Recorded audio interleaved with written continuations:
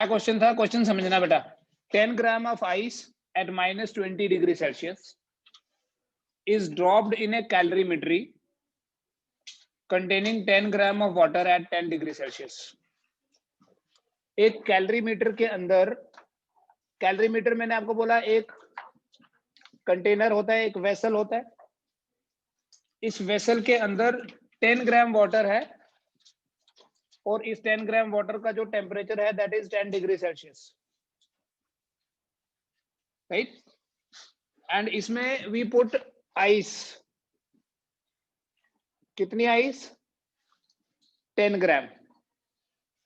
और इस आइस का टेम्परेचर है -20 degree Celsius, -20 C। Specific heat दी हुई है आपको वाटर की 1 ग्राम पर डिग्री सेल्सियस होती है।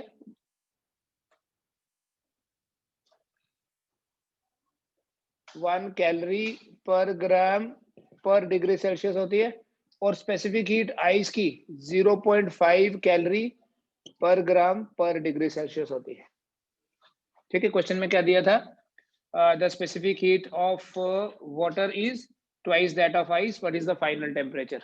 What is the final temperature means what will it contain now? It will contain obviously some water.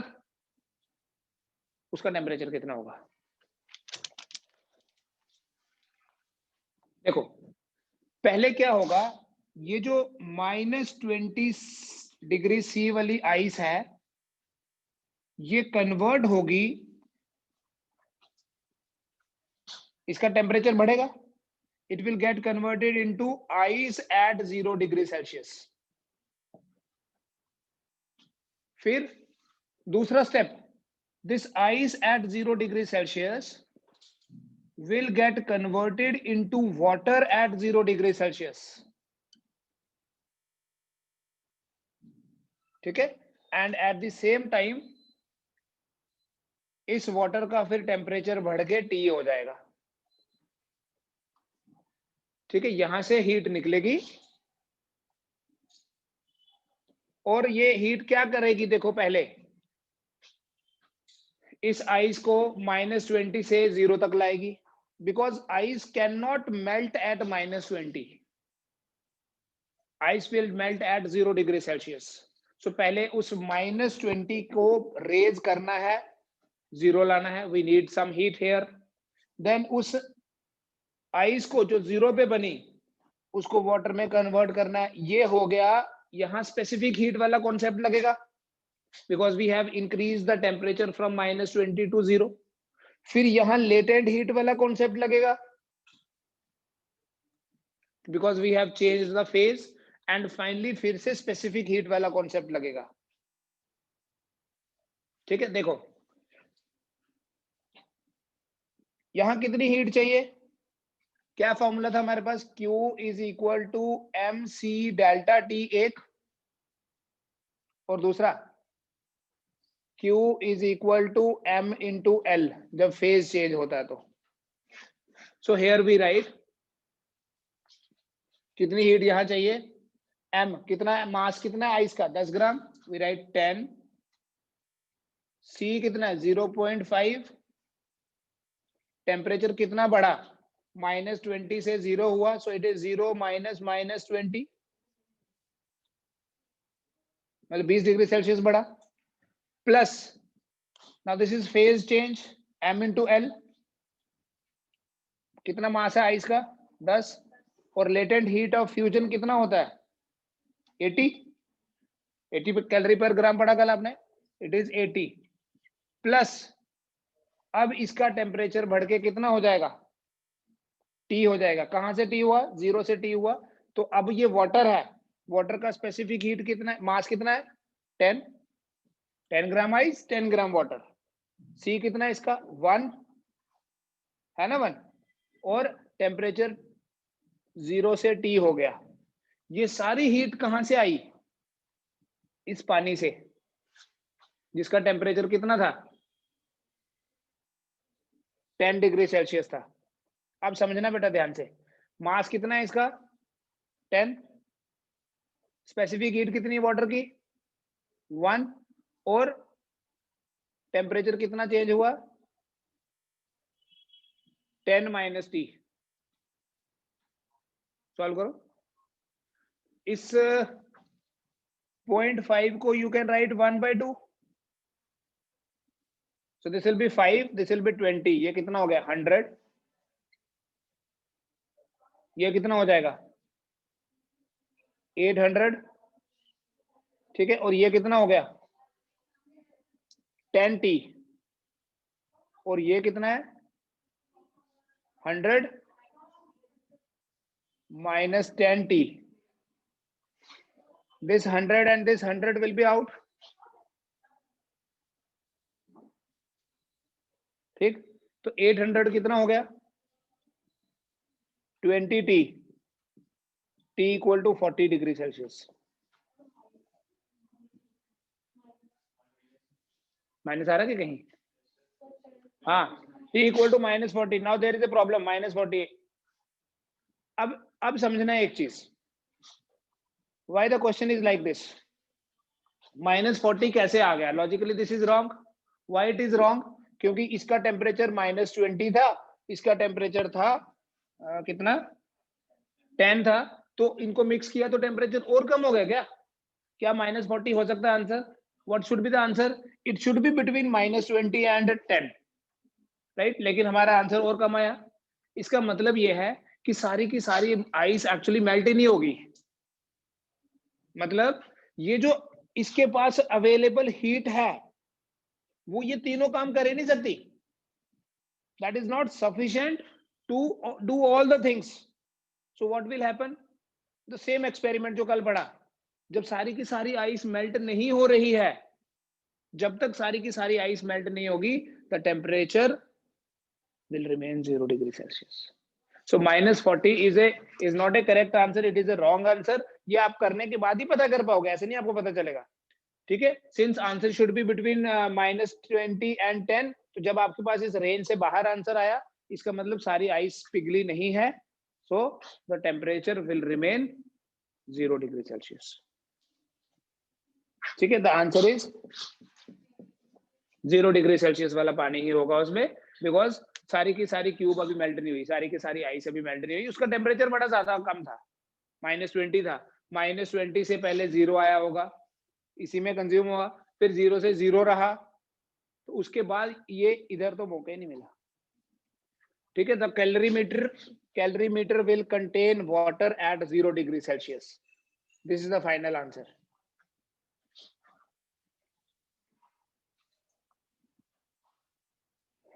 उसके बाद आप ये वाली असाइनमेंट करें एंड हम पढ़ेंगे एक और statement.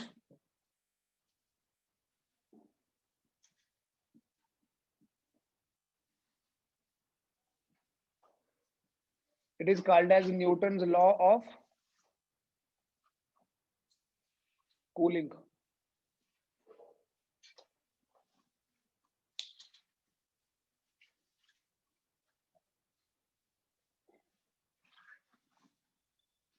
Newton's law of cooling.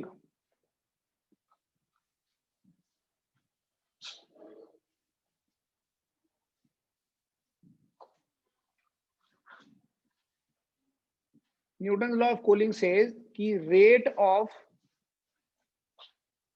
fall of heat, fall of temperature बोल दो, rate of fall of temperature of a body is directly proportional to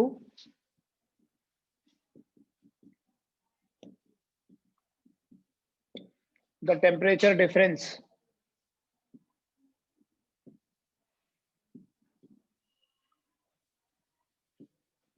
between the system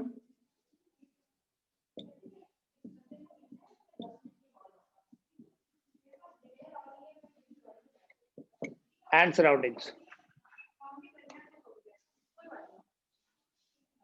The rate of fall of temperature of a body is directly proportional to temperature difference between the system and the surroundings. Rate of fall of temperature, इसका मतलब ये हुआ suppose करो किसी cup में we have tea and the temperature of this tea is say 85 degrees Celsius, and after 5 minutes this temperature becomes 80 degree Celsius. 5 degree Celsius कम हो गया 2 मिनट बाद, मान लो 5 मिनट ज्यादा हो गया, 2 मिनट के बाद टेम्परेचर कितना हो गया, ठीक है। अब कितने डिग्री कम हुआ, 5। अब मुझे बताओ 80 to 75 होने में 2 मिनट लगेंगे, कम टाइम लगेगा या ज्यादा टाइम लगेगा, लॉजिकली बताओ पहले। या 2 मिनट उतने टाइम लगेगा, मतलब अब चाय जल्दी ठंडी हो जाएगी, no no. For the same fall in temperature the time goes on increasing. इस स्टेटमेंट का ये मतलब है, सेम फॉल हुआ 85 to 80, then 80 to 75, same fall हुआ, the time goes on increasing, means अगर यहाँ 2 मिनट लगे तो यहाँ 2 मिनट से ज्यादा टाइम लगेगा। For the same fall in temperature, the time goes on increasing. So the statement is rate of fall of temperature of a body is directly proportional to the temperature difference between the system and the surroundings.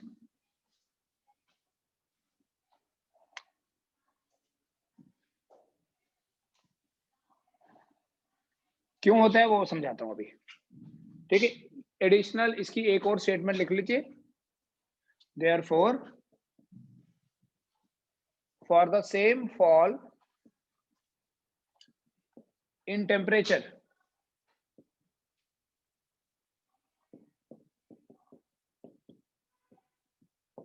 the time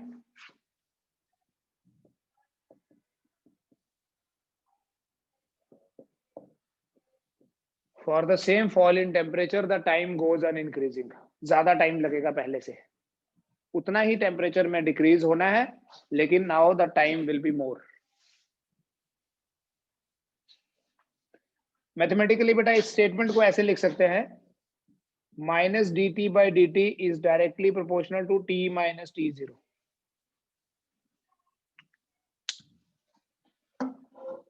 क्योंकि temperature कम हो रहा है इसलिए minus D T by D T लिखा। Rate of fall, rate of fall क्या हुआ, decrease in temperature with time.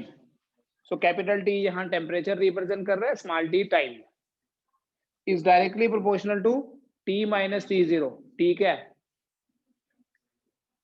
Average temperature of the system, and T zero is temperature of the surroundings. यहां इस एक्सप्रेशन में dt represents change in temperature, dt represents change in, और ये जो dt है small one, it is the time taken for that change.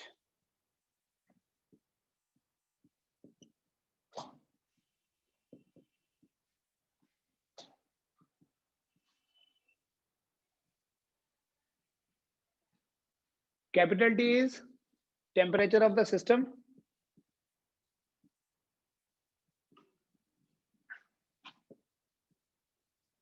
in fact याद रखें capital T is average temperature of the system, and T0 is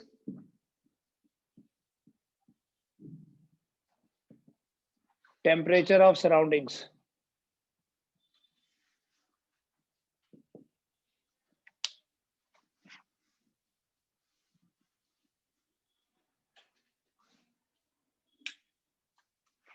और इसको अगर आगे देखना है तो minus D T by D T को लिख सकते हैं K into T minus T zero.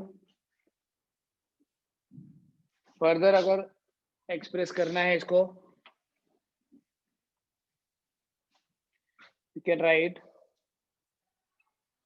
Minus D T by T minus T zero is equal to K D T. इस माइनस साइन को यहां से हटा के यहां लिख लो, ठीक है। दोनों तरफ से इंटीग्रेट कर लो, बट हमारा मेन फोकस यहाँ क्वेश्चन सॉल्व करना है इस स्टेटमेंट पे बेस्ड।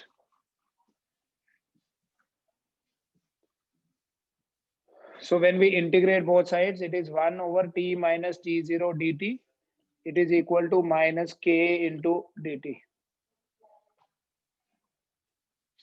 ठीक है, अब देखो, this is 0, this is t, यहाँ t1 और ये t2। t0 जो है that is temperature of the surroundings, और ये t0 सेम रहेगा थ्रू आउट। चाय के ठंडे होने से रूम गर्म नहीं हो जाएगा कभी भी, because the surroundings is very large. System means that tea in a cup, that is the system. Surrounding is the atmosphere, room हमारा, ठीक है। So to a greater extent हमारा ये जो T0 है that remains same. So it is like what is integration of 1 by x? Log x, और अगर x plus 2 होगा तो it will be log of x plus 2. So this will be log of t minus t0, क्योंकि t0 तो constant है, और limits हैं हमारे पास t1 to t2, it is equal to minus k into t from 0 to t.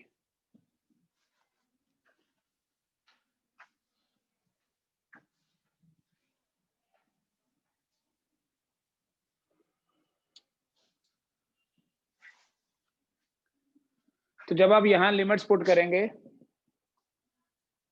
We can write log t2 minus t0, इस t की जगह t2 डाला, minus log of t1 minus t0 equal to minus kt, ठीक है। मैं log m minus log n का formula लग जाएगा इसमें। We have log of t2 minus t0, log m minus log n क्या होता है? log m by n,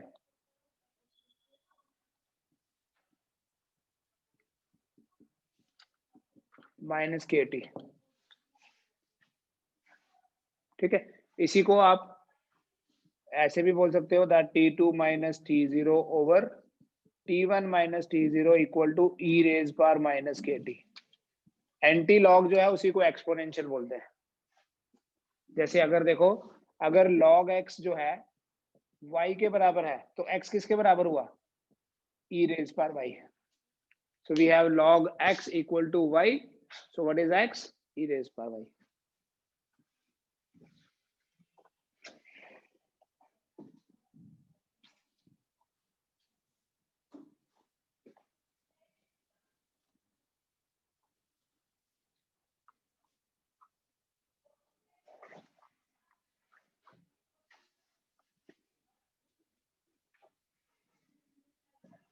ठीक है, हम क्वेश्चंस पे करेंगे बेटा मेन फोकस।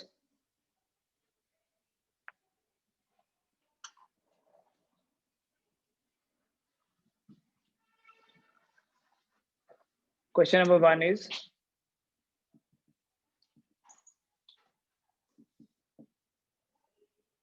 वही क्वेश्चन है, tea in a cup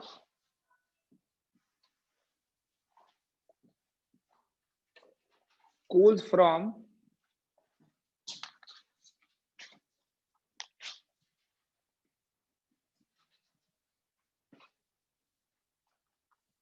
85 degree Celsius to 75 degree Celsius in से, क्वेश्चन है तो कुछ भी लेंगे हम value, 10 minutes,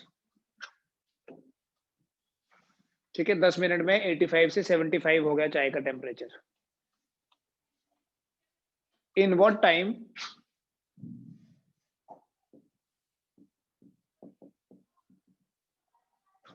will it cool from 75 to 65 degree Celsius?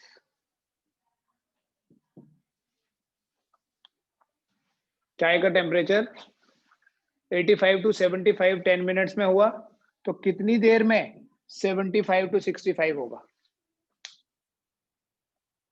Question तो समझ में आ गया। क्या इसमें और देना चाहिए? Temperature of surroundings. Suppose the temperature of surroundings is given to be 20 degrees Celsius.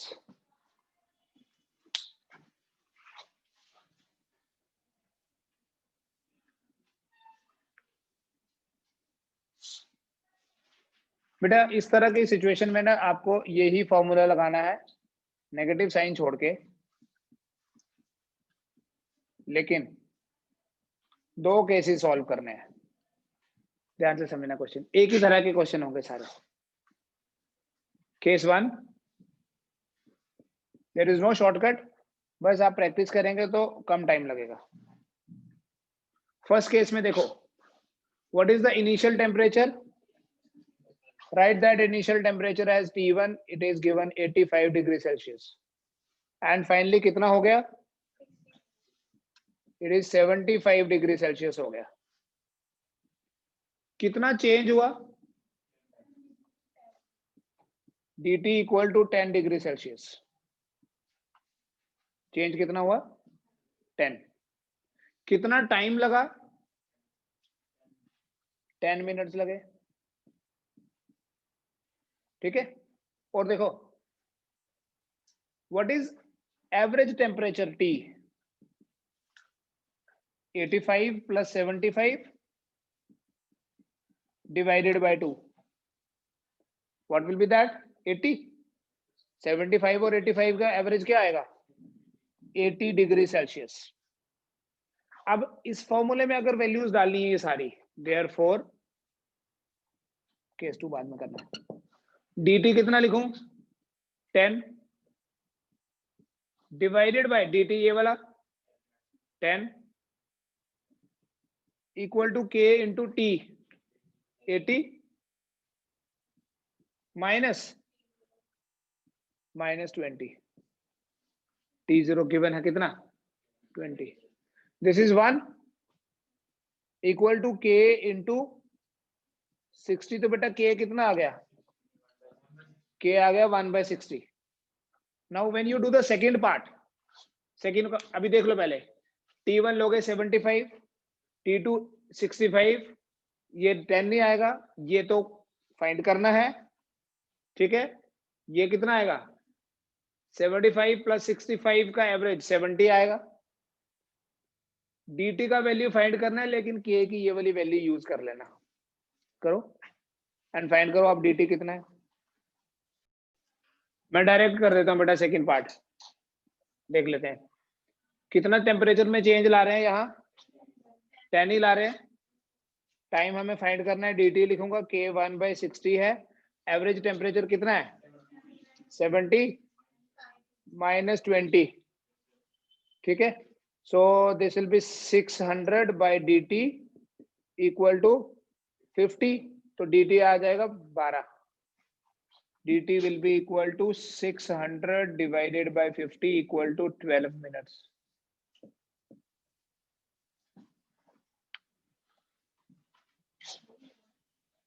ठीक है, चेक कर लो।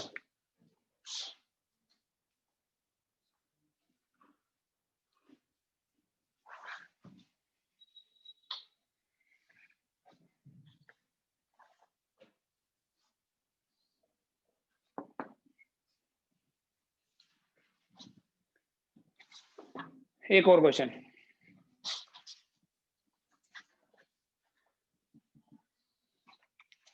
The temperature of a body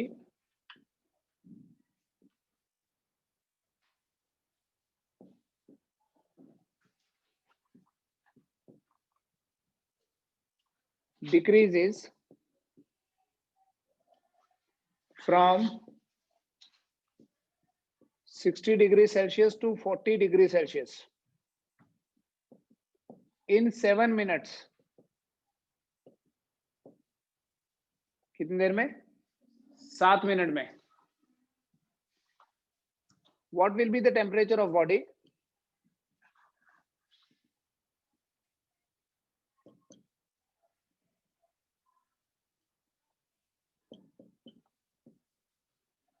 After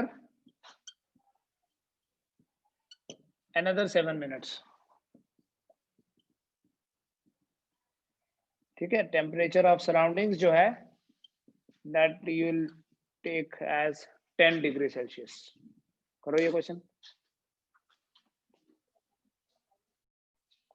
T1 60, T2 is 40 degrees Celsius. What is change in temperature? Change in temperature is 20 degrees Celsius. And what is the time taken for that change? It is 7 minutes. Right? So we write dt by dt equals to k into what is T? What is average temperature? What is the average of 60 and 40? It is 50. So k into 50 minus 10. ठीक है, 20 by 7 is equal to k into 40. k कितना हो गया? k हो गया 1 by 14. क्या मैंने आपको ये बोला k फाइंड करो? मैंने ये नहीं बोला ना k फाइंड करना है. अब दूसरा पार्ट करना है. दूसरे पार्ट में इनिशियल टेम्परेचर इज 40. पहले कितना टेम्परेचर? 40. बाद में कितना हो गया वो पता करना है. T1 को मैं 40 लिख लेता हूँ, T2 मुझे पता करना है. I'll take it as x. ठीक है, कितना टाइम लग रहा है दैट इज गिवन. कितना टाइम लगा? 7 मिनट्स ही लग रहे हैं. मुझे बताओ what is average of 40 and x? 40 plus x by 2. And what is change in temperature? It is 40 minus x. सब कुछ आ गया आपके पास, तो x ही तो फाइंड करना है. So dt is 40 minus x. dt is 7 equal to k is 1 by 14 into t, that is 40 plus x by 2 minus t0, that is 10. Let us see. 40 minus x by 7 equal to 1 by 14 into 40 plus x minus 20 divided by 2. 7 और 14 cancel. Great. 40 minus x will be equal to 1 by 4. 7 2s are 14. This 2 and 2 will be 4. Minus 20 कितना हुआ? 40 minus 20 is 20 plus x. So you just shift this 4 here. It will be 160 minus 4x equal to 20 plus x. So this will come here, minus हो जाएगा. 140 किसके बराबर आएगा? 5x. So x is 140 by 5. That is equal to 28 degrees Celsius. एक ही बच्चे ने किया बस. नो, अभी नहीं. जिसने किया ना उसने आदमी नहीं रेज किया है, उसको पता चल गया बस. इसने मोमिना महराज ने. ठीक है, लॉजिक समझो. पहले करना क्या है, रैंडमली चल पड़ते हैं बस. 60 से 40 हुआ, 40 से 0.2 हो गया. यू शुड अंडरस्टैंड कि अगर 60 to 40 हुआ है और कोई 20 भी बोल रहा था आंसर, यहां भी 7 मिनट, तो भैया यहां भी 7 मिनट, तो फिर पढ़ा क्या न्यूटन लॉ में? For the same fall the time goes on increasing, but if time raise remain same the fall will be less. यहां 20 का चेंज हुआ तो यहां 12 का ही चेंज हुआ. This will be 18. चलो और क्वेश्चंस करना प्रैक्टिस इसके.